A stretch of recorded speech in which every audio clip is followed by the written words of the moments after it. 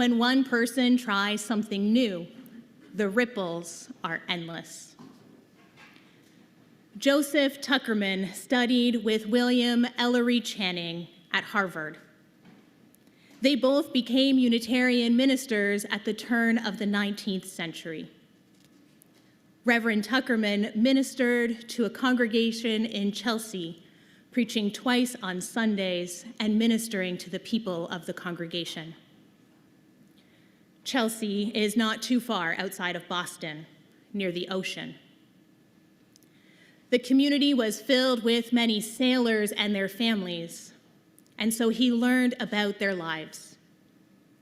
Sailors gone from their families for months at a time, the impact on those who stayed ashore, and the poverty that they experienced.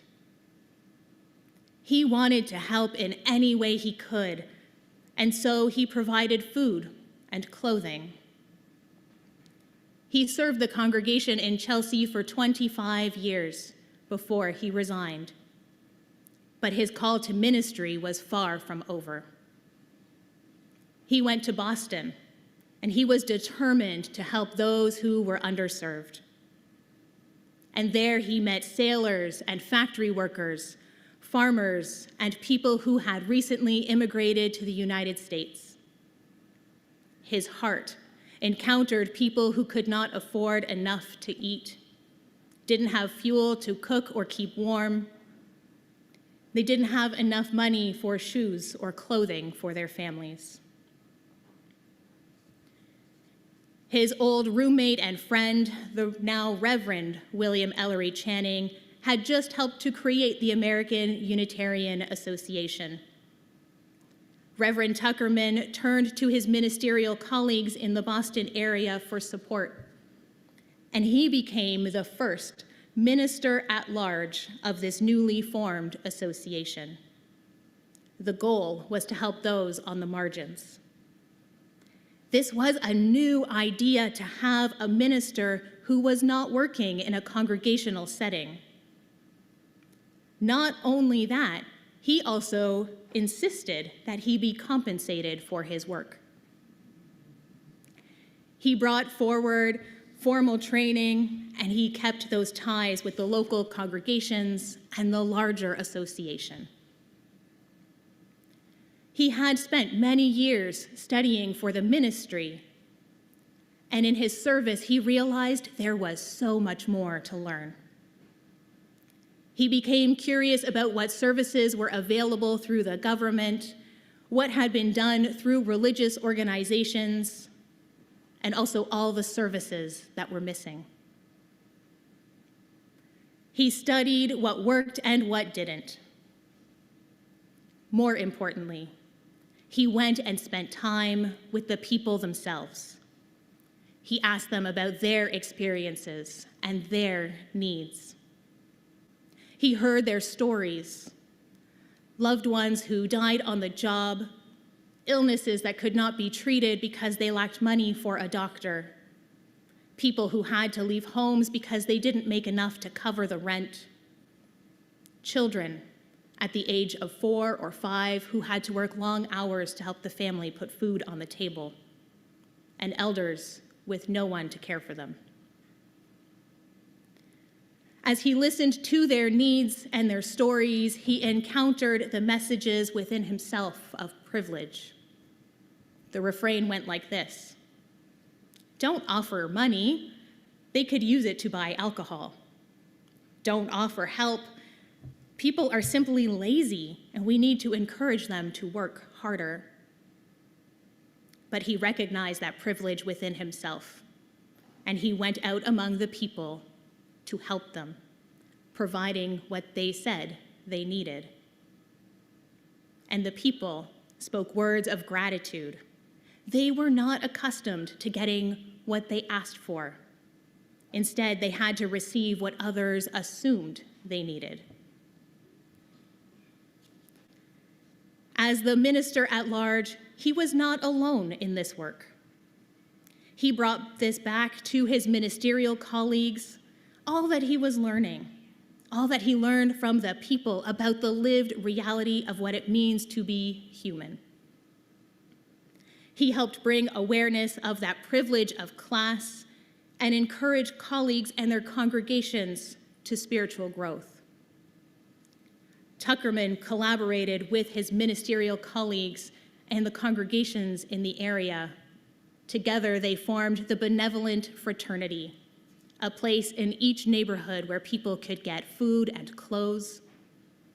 Over the years, it also evolved to offer school programs for children and summer camps. This organization lives on today under the title of the UU Urban Ministry. Tuckerman is known as the father, or the patron saint, if we had one, of community ministry, the first in our Unitarian history to serve as a minister outside of a congregational setting. There was no expectation or even ultimatum that the people he served had to make the Unitarian Church their home. Instead, he went to the places where they already were to live out the call of welcome and care and service to all. This form of ministry continues today, bringing our values into all kinds of settings: school campuses, prisons, hospitals, long-term care and hospice, service organizations, the military, soup kitchens, street ministry, law enforcement, disaster relief, counseling centers. For community ministry, the world is its parish home.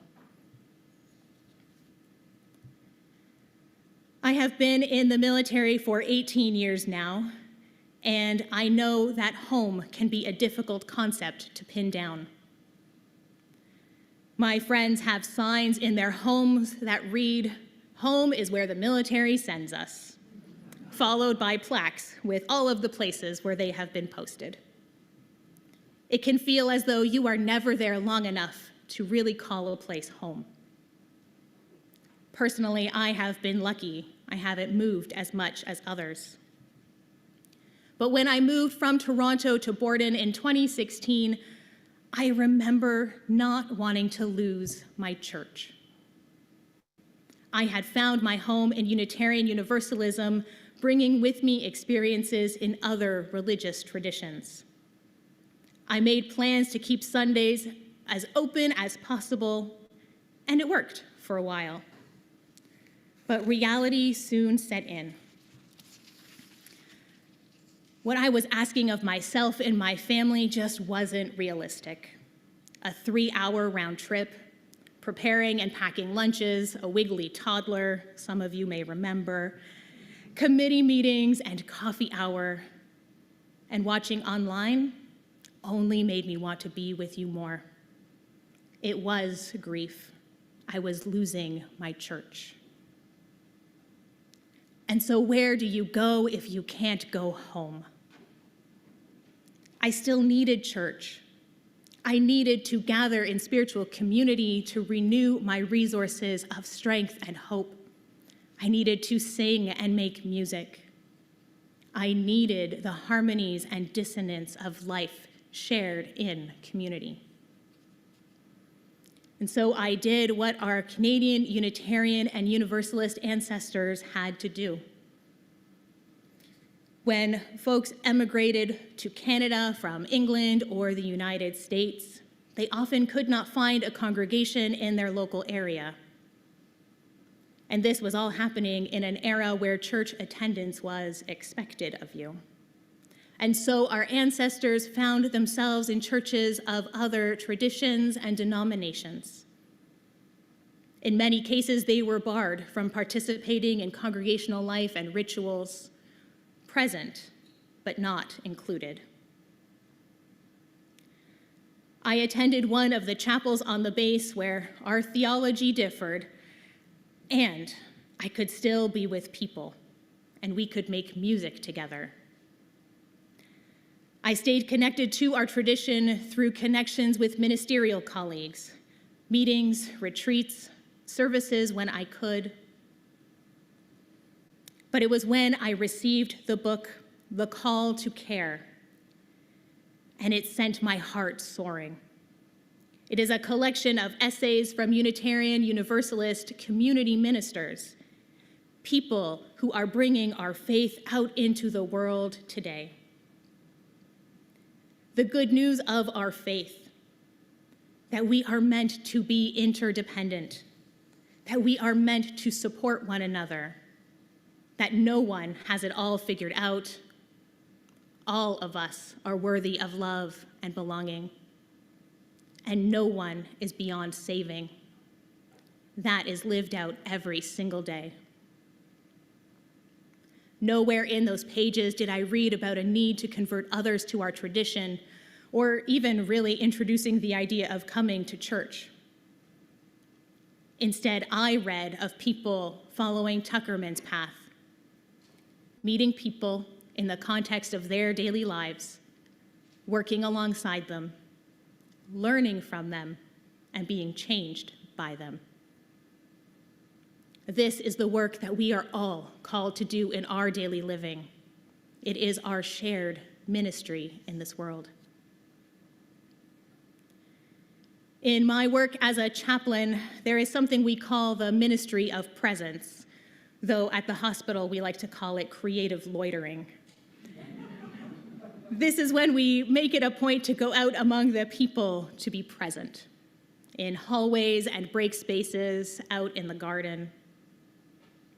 In the military, it means participating in the morning workout, stopping by the orderly room to greet the human resource administrators, or the hangar floor where aircraft technicians are busy at work. It is this act of making yourself available which is part of building relationships. Underneath it all, though, there is a message. I am here if you need me, when you need me, and when you do, you know who I am. Kate Braestrup, the author of the aptly named book, Here When You Need Me, became a minister after the death of her husband.